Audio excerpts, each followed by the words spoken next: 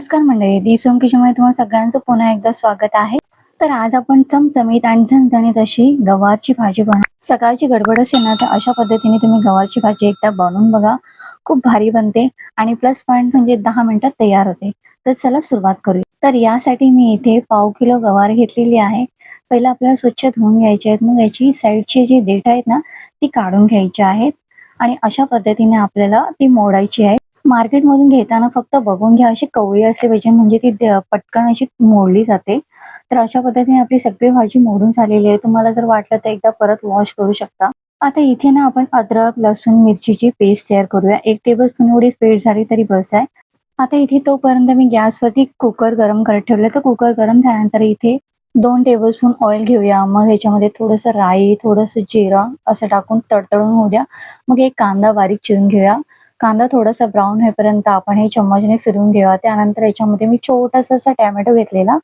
अगदी मोठा घेऊ नका, छोटासा घ्या आणि तो पण मी परतून घेऊया. आता यामध्ये चवीनुसार मीठ घेऊया. मीठ टाकल्यानंतर मग थोडासा कांदा आणि टोमॅटो पण सॉफ्ट होतो पटकन आणि त्याचबरोबर आता इथे हे एकदा परतून घेऊया.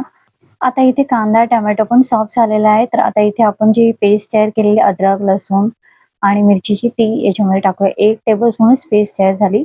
तर ती पण एकदा मिक्स करून घेऊया चम्मचने आणि आता यामध्ये आपण आपले जे घरचे मसाले आहेत तेच घालूया. जशी हळद पावडर, थोडंसं लाल मसाला, धना पावडर 1 टेबलस्पून आणि थोडंसं असं गरम मसाला. आता हे सगळं एकदा चम्मचने फिरून घेऊया. आता सगळे मसाले ऍड केल्यानंतर मग लास्टला आपण याच्यामध्ये गवार टाकणार आहोत, जी आपण मोडून ठेवलेली आहे.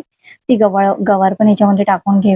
आता हे सगळं मसाला वगैरे, गवार वगैरे व्यवस्थित मिक्स करून घेऊया. म्हणजे मसाला पूर्ण गवारला लागला पाहिजे आणि मग आपल्याला 2 मिनिटासाठी झाकण लावून ठेवायचं. याच्यामध्ये अजून काही ऍड करायचं नाही आता. फक्त असंच त्याचा कच्चा पण जाईपर्यंत आपल्याला 2 मिनिटासाठी झाकण लावून ठेवायचं आहे. आता 2 मिनिटानंतर याचा कच्चा पण थोडा गेलेला आहे. तर आता हे व्यवस्थित एकदा चम्मचने फिरवून घेऊया. आता यामध्ये आपण शेंगदाण्याचं कूट 3 टेबलस्पून टाकून घेऊया. एकदा तुम्ही या पद्धतीने अशी भाजी करून बघा. सकाळची जर गडबड असेल ना, तर या पद्धतीने डायरेक्ट कुकरला भाजी बनवा. एकदम भारी लागते. चपाती किंवा भाकरी बरोबर तर इझिली खाऊ शकता, एवढी भारी बनते भाजी. आता यामध्ये ना आपण अर्धा ग्लास गरम पाणी घेऊया. गरम पाणीच घ्या म्हणजे भाजी एकदम भाजीला चव पण चांगली होते आणि भाजीला गरम पाणी वापरला की ती एकदम भारी बनते. आणि अर्धा ग्लास घेतलेला आहे मी पाणी. आणि आता या स्टेजवरती आपण याच्यावरती झाकण ठेवूया आणि 2 ते 3 शिट्ट्या घेऊया. जेवढे तुमच्या कुकरला 2 ते 3 शिट्ट्या ज्याप्रमाणे येतात तशाप्रमाणे घ्यायचं आहे. तर तुम्ही पाहू शकता आता मस्तपैकी आपली चमचमीत आणि झणझणीत अशी भाजी तयार झाली आहे.